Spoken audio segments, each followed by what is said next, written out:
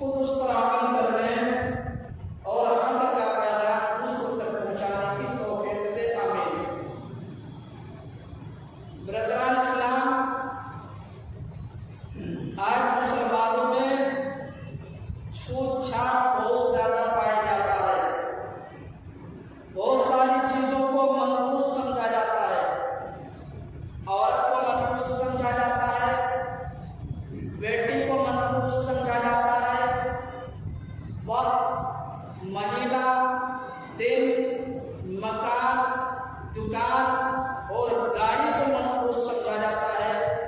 شریعت اس کے بارے میں کیا کہتی ہے؟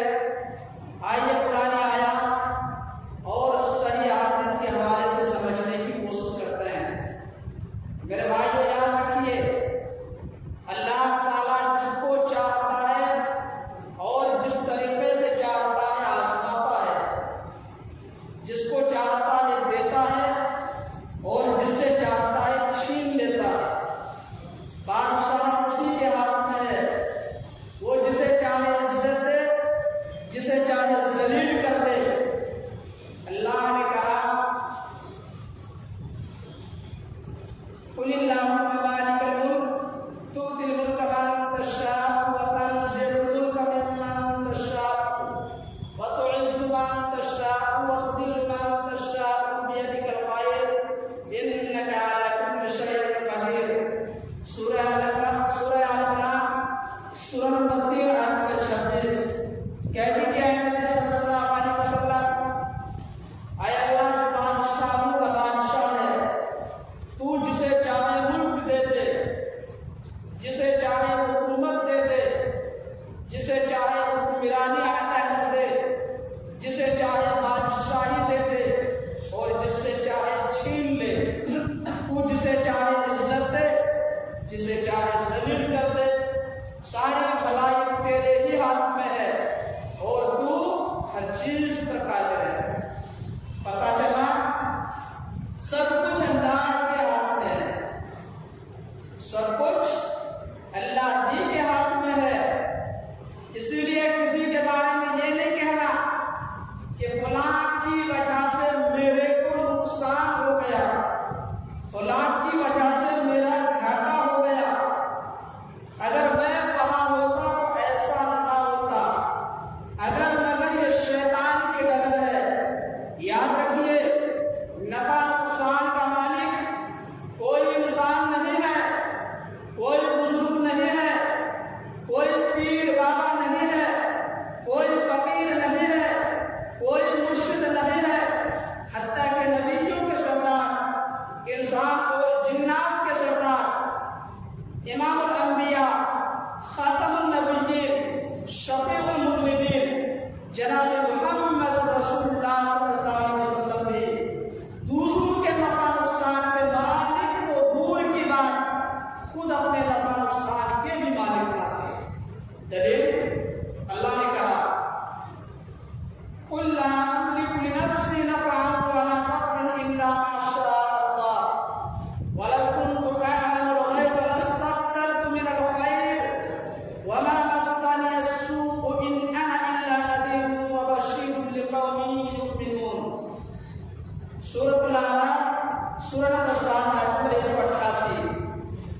کہہ دیجیے اے نبی صلی اللہ علیہ وسلم، میں تو خود اپنے نفع نقصان کا بھی مالک نہیں سوائے اس کے جو اللہ چاہے، اور اگر میرے پاس غیب کا علم ہوتا یا میں غیب کی باتیں جانتا تو بہت ساری بھلائیاں اکٹھی کر لیتا اور مجھے کبھی کوئی تکلیف نہ پہنچتی۔ اور میرے بھائی میں آپ کو بتاؤں، نبی صلی اللہ علیہ وسلم کو کب کب تکلیف پہنچی ہے، آپ ذرا تاریخ کی کتابیں اٹھا کے دیکھ لیجئے، سیرت کی کتابیں اٹھا کے دیکھ لیجئے، حدیث کی کتابیں پڑھ کے دیکھ لیجئے، آپ کو معلوم ہو جائے گا نبی صلی اللہ علیہ وسلم کو جو تکلیفیں پہنچی ہیں اس کی لمبی لسٹ موجود ہے۔ میں کیا بیان کروں، بہت ساری چیزیں موجود ہیں، آپ جا کر پڑھ سکتے ہیں۔ اسی لیے نبی صلی اللہ علیہ وسلم نے کہا اللہ کے حکم سے کہ میں غیب کی باتیں نہیں جانتا یا میرے پاس غیب کا علم نہیں ہے، اگر میرے پاس غیب کا علم ہوتا تو میں بہت ساری بھلائیاں اکٹھی کر لیتا اور مجھے کبھی کوئی تکلیف نہ پہنچتی۔ میں تو صرف ڈرانے والا اور خوشخبری دینے والا بنا کر بھیجا گیا ہوں ان لوگوں کے لیے جو ایمان لائے۔ اسی طرح یاد رکھیے گا، ہر چیز تقدیر کا لکھا ہوا اور تقدیر کے لکھے ہوئے کو کوئی مٹا نہیں سکتا۔ شاعر کہتا ہے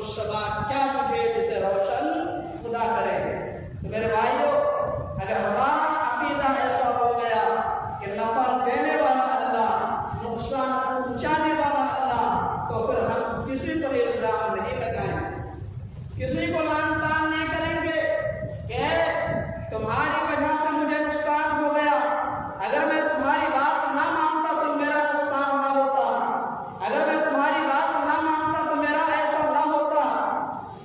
اسی طرح اللہ نے بھی کہا کہ انسان کے ساتھ جو کچھ بھی ہوتا ہے وہ اس کی تقدیر میں لکھا ہوا ہوتا ہے۔ قل لن يصيبنا الا ما كتب الله لنا هو مولانا وعلى الله فليتوكل المؤمنون۔ سورۃ التوبہ سورہ نمبر 9 آیت 51۔ کہہ دیجیے اے نبی صلی اللہ علیہ وسلم، ہمیں ہرگز کوئی مصیبت نہیں پہنچ سکتی سوائے اس کے جو اللہ نے ہماری قسمت میں لکھ رکھا ہے، وہی ہمارا کارساز ہے۔ یعنی کان بنانے والا کون ہے؟ اللہ ہے۔ بجلی بنانے والا کون ہے؟ اللہ ہے۔ اور مومنوں کو تو اللہ پر بھروسہ کرنا چاہیے۔ دیکھیے آپ، اللہ کس طریقے سے دو ٹوک انداز میں بتا رہا ہے کہ اگر مومن ہیں، مسلمان ہیں تو اللہ پر بھروسہ کیجیے۔ اللہ کی ذات پر اگر آپ بھروسہ کر رہے ہیں تو آپ مومن ہیں، آپ مسلمان ہیں۔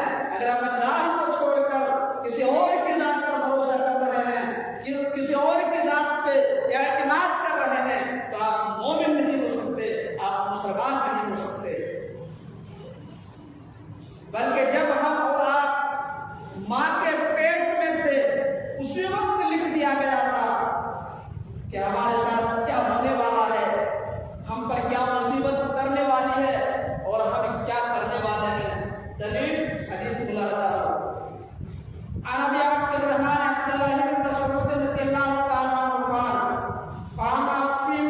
قام فينا رسول الله صلى الله عليه وسلم فقال لا يعمل الشيء شيئا فقال اعطى يا رسول الله البعير اجرب الحشفة يدريه فيجرب الإبل كلها فقال فمن اجرب الاول قال لا عدوى ولا صبر خلق الله كل نفس فكتب حياتها ورزقها ومصائبها۔ رواه الترمذی في کتاب القدر چیپٹر 32 حدیث 2143۔ سیدنا عبداللہ بن مسعود رضی اللہ تعالیٰ عنہ بیان کرتے ہیں کہ اللہ کے رسول صلی اللہ علیہ وسلم ہمارے درمیان کھڑے ہوئے، اس لیے ہمیں بات و نصیحت کرنے کے لیے۔ تو آپ نے بات و نصیحت کے دوران کہا یاد رکھو کسی کی بیماری کسی کو نہیں لگتی۔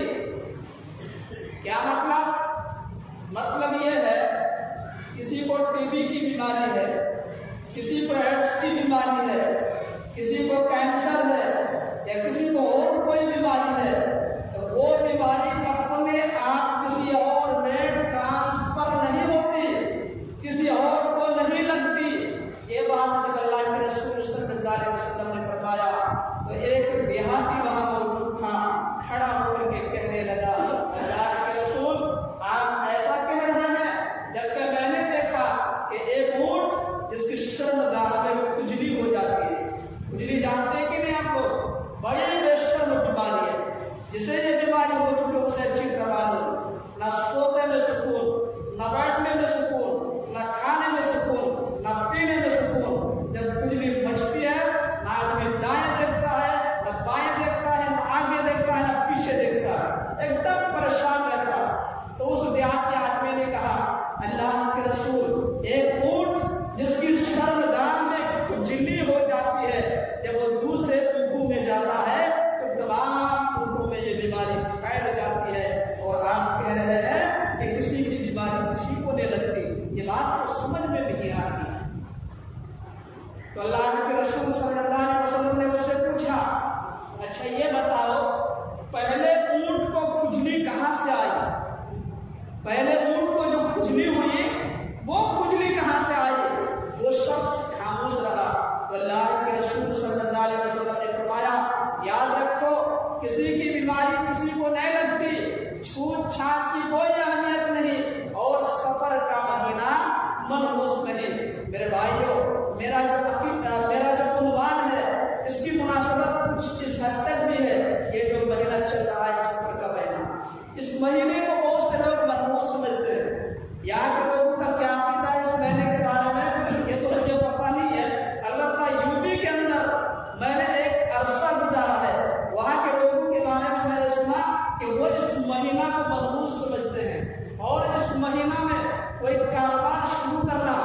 اسی طرح کہیں جانا یا کوئی اور کام کرنا، اسی طرح شادی بیاہ کرنا وہ اچھا نہیں سمجھتے۔ ان کا یہ عقیدہ ہے اس مہینے میں جو بھی کام کیا جائے گا اس میں ذرہ برابر بھی برکت نہیں ہوگی، بلکہ اس میں نقصان ہی نقصان ہوگا۔ میرے بھائیوں، یہ ہم نے عقیدہ کہاں سے لے لیا کہ اللہ نے ہمیں ایسا کرنے کے لیے کہا، جبکہ مہینے سارے کے سارے اللہ کے ہیں اور نفع نقصان اللہ ہی کی طرف سے ہوتا ہے۔ ہم نے اپنی طرف سے کیسے بنا لیا اس کو؟ تو ایسا نہیں سوچنا ہے کہ جو مہینہ چل رہا ہے سفر کا مہینہ، یہ مہینہ محفوظ نہیں ہے، یہ اللہ کا مہینہ ہے۔ اس سے پہلے جو مہینہ گزرا وہ بھی اللہ کا مہینہ ہے، اس کے بعد جو مہینہ آئے گا وہ بھی اللہ ہی کا مہینہ ہوگا۔ مہینے سارے کے سارے اللہ ہی کے ہیں۔ تو اللہ کے رسول صلی اللہ علیہ وسلم نے فرمایا سفر کا مہینہ محفوظ ہے۔ آگے نبی صلی اللہ علیہ وسلم نے فرمایا کہ اللہ نے ہر جان کو پیدا کیا، پھر اس کی زندگی بھی لکھ دی، جب تک وہ دنیا میں زندہ رہے گا۔ اس کی عمر کتنی ہوگی؟ 30 سال زندگی گزارے گا، 50 سال زندگی گزارے گا، 70 سال زندگی گزارے گا، 90 سال زندگی گزارے گا یا 100 سال زندگی گزارے گا، اس کی پوری زندگی لکھی جا چکی ہے۔ اسی طرح اللہ کے رسول صلی اللہ علیہ وسلم نے فرمایا کہ اس کی روزی روٹی بھی لکھ دی، وہ کہاں سے کمائے گا، کہاں سے لے گا، کیا کھائے گا، کیا پیے گا، یہ سب کچھ پہلے ہی لکھا جا چکا ہے۔ اسی طرح اللہ کے رسول صلی اللہ علیہ وسلم نے فرمایا کہ اللہ نے اس کی مصیبتیں بھی لکھ دی، یعنی اس کے اوپر کون کون سی مصیبت نازل ہونے والی ہے، اس کے ساتھ کیا کیا ہونے والا ہے، یہ سب کچھ پہلے ہی لکھا جا چکا ہے۔ اس لیے میرے بھائیوں، شکوہ شکایت کرنے سے کام نہیں چلے گا۔ یاد رکھیے اللہ اپنے بندوں کو مختلف طریقے سے آزماتا ہے، کبھی دشمنوں کے خوف میں مبتلا کر کے، آج ہے نا دشمنوں کا خوف ہم پہ طاری ہے، ہر وقت ہم ڈرتے رہتے ہیں کہ پتہ نہیں ہمارے خلاف کب کیا ہو جائے۔ تو اللہ تعالیٰ آزماتا ہے دشمنوں کے خوف میں مبتلا کر کے، کبھی بھوک میں مبتلا کر کے، کبھی جان لے کر کے، کبھی غلوں میں، پھلوں میں، اناج میں، پیداوار میں کمی کر کے۔ اللہ نے کہا وَلَنَبْلُوَنَّكُمْ بِشَيْءٍ مِّنَ الْخَوْفِ وَالْجُوعِ وَنَقْصٍ مِّنَ الْأَمْوَالِ وَالْأَنفُسِ وَالثَّمَرَاتِ وَبَشِّرِ الصَّابِرِينَ۔ سورۃ البقرہ یعنی اللہ مختلف طریقے سے اپنے بندوں کو آزماتا ہے، خاص طور پر اپنے نیک بندوں کو زیادہ آزماتا ہے۔ اور اس آیت میں اللہ نے کہا کہ برے حالات پر جو صبر کرے، اے نبی آپ نے خوشخبری سنا۔ کس چیز کی خوشخبری؟ کہ یہاں جو آزمائش ہو رہی ہے اس کے بدلے اللہ کے پاس بہت بہترین چیز موجود ہے۔ اگر صبر کریں گے تو وہ چیز ملے گی، اگر صبر نہیں کریں گے تو وہ چیز ہر کسی نہیں مل سکتی۔ بہت سے لوگ گھبرا جاتے ہیں کہ اللہ ہم کو آزما رہا ہے، اور بہت سے لوگ یہاں سوچ بھی رہے ہوں گے کہ میں نماز پڑھتا ہوں، تہجد کی نماز بھی پڑھتا ہوں، رات میں اٹھ کر کے تہجد کی نماز پڑھتا ہوں، اللہ سے دعائیں مانگتا ہوں رو رو کر، اسی طریقے سے میں روزے بھی رکھتا ہوں، صدقہ و خیرات بھی کرتا ہوں، زکات بھی ادا کرتا ہوں اپنے مالوں کی، اور ماشاءاللہ میں نے حج بھی کر رکھا ہے، غربا فقراء مساکین کی مدد بھی کر رہا ہوں، لیکن ساری مصیبتیں مجھ پر نازل ہو رہی ہیں۔ اللہ تعالیٰ ہمیں کو آزما رہا ہے، گھبرا جاتے ہیں، اور کچھ جاہل قسم کے لوگ تانا بھی دیتے رہتے ہیں۔ دیکھو بھائی، بڑے قرآنی ہیں، بڑے نمازی ہیں، بڑے زکاتی ہیں، ہر وقت کتاب و سنت کی بات کرتے رہتے ہیں، لیکن دیکھو یہ خود کتنا پریشان ہے۔ ہم بھی سوچتے بات تو صحیح ہے کیا؟ ہم ہر وقت کتاب و سنت کی دعوت دیتے ہیں لوگوں کو، خود اس کے مطابق چلنے کی کوشش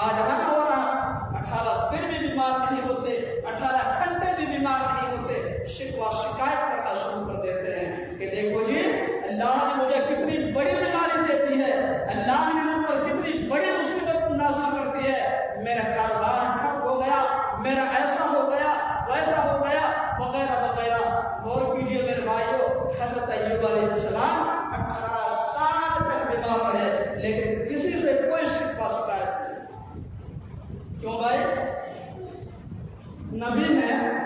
हजरत अय्यूब अलैहिस्सलाम नबी थे या नहीं?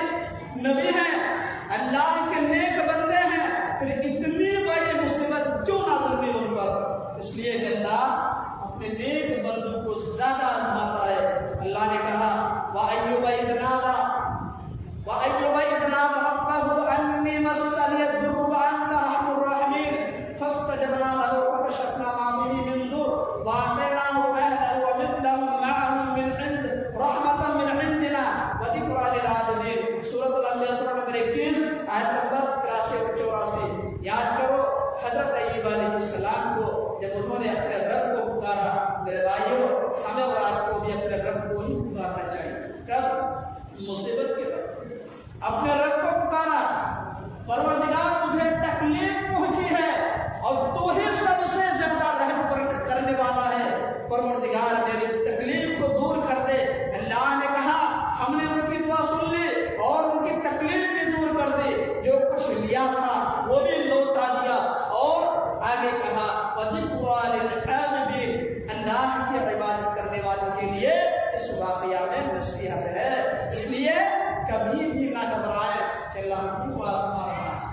याद रखिए, अगर वो बीमार कर रहा है तो शिफा भी वही देगा, शिफा भी वही देगा।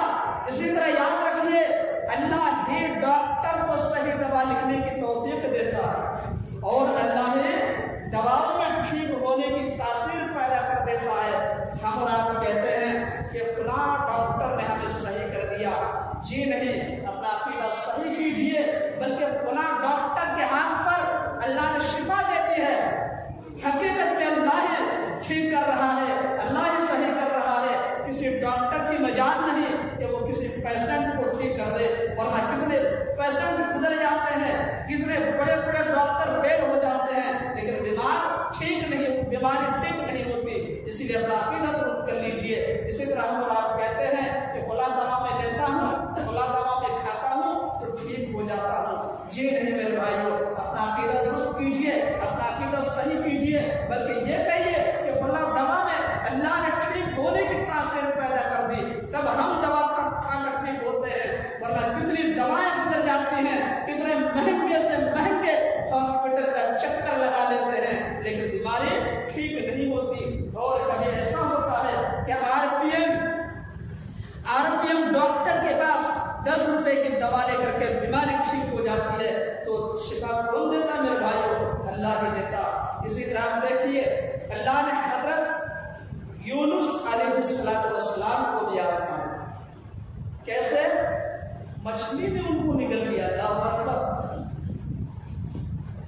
कहा जाता है 40 दिन तक, 40 रात तक वो मछली के पेट में रहे। क्यों भाई?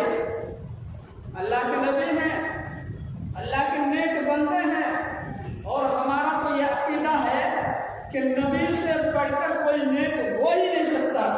फिर भी इतनी बड़ी मुसीबत क्यों भाई? इतनी बड़ी मुसीबत उन पर क्यों नाज़िल हुई? मछली ने उनको क्यों निगल लिया? इसलिए कि अल्लाह अपने नेक बंदों को ज्यादा आज़माता है। इसीलिए मेरे भाइयों, कभी भी ना घबराएं, कभी भी खौफजदा ना हो कि मैं सब कुछ कर रहा हूँ, उसके बावजूद सारी मुसीबतें हम पर नाज़िल हो रही हैं। अल्लाह ताला मेरी दुआ कबूल ही नहीं कर रहा है। याद रखिए, मोमिन आदमी आज़माइश के बाद बिखर जाता है, उनका ईमान बढ़ जाता है, उनका ईमान मजबूत हो जाता है। जबकि मुनाफिक आदमी आज़माइश के बाद बिखर जाता है, उसका कदम डगमगाने लगता है। मोमिन आदमी किसी के सामने शिकवा शिकायत नहीं करता, जबकि मुनाफिक आदमी हर किसी से शिकवा शिकायत करते रहता है। अल्लाह ने हज़रत यूनुस अलैहिस्सलाम के मुताबिक कहा, वज़न्नूनी इज़ ज़हब मुग़ादिबन फ़ज़न्ना अन लन नक़दिर अलैहि फ़नादा फ़ी ज़ुलुमाति अल्ला इलाहा इल्ला अंत सुब्हानका इन्नी कुन्तु मिनज़ ज़ालिमीन फ़स्तजबना लहु वनज्जयनाहु मिनल गम वकज़ालिका नुंजिल मुमिनीन। सूरह अल-अंबिया सूरह नंबर 21 आयत नंबर 87 से 88। याद करो मछली वाले, ये मछली वाले कौन है भाई? हज़रत यूनुस